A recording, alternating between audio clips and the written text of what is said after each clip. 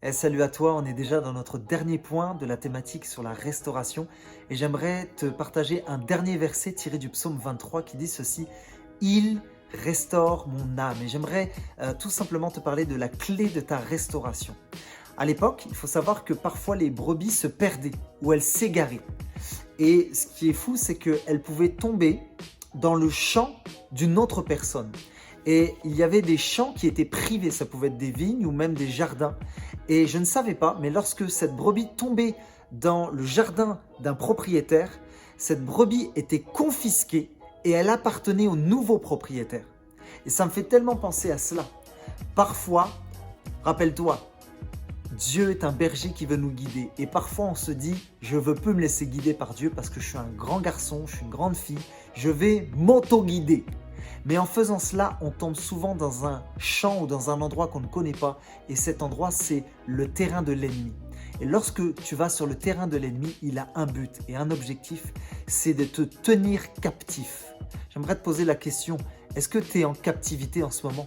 Est-ce que tu es captif par la pornographie ? Est-ce que tu es captif peut-être de la colère ou du manque de pardon ? Et cette captivité, elle te ronge de l'intérieur, elle t'amène peut-être même à la culpabilité, à la dévalorisation.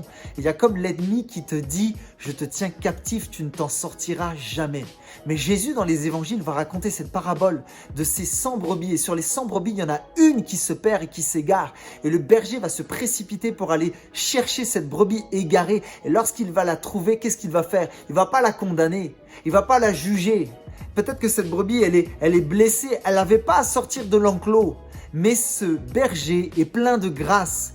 Et ce qu'il fait dans cette parabole, c'est qu'il prend la brebis et il va la porter sur ses épaules. Il va la ramener dans l'enclos, dans la bergerie et il va la soigner.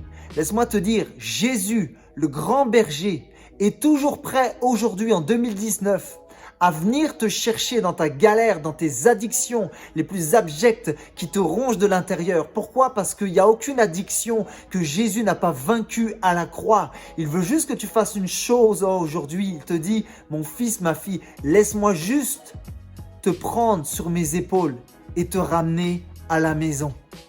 Et si tu es prêt à cela, alors Dieu va pouvoir commencer ce processus de restauration.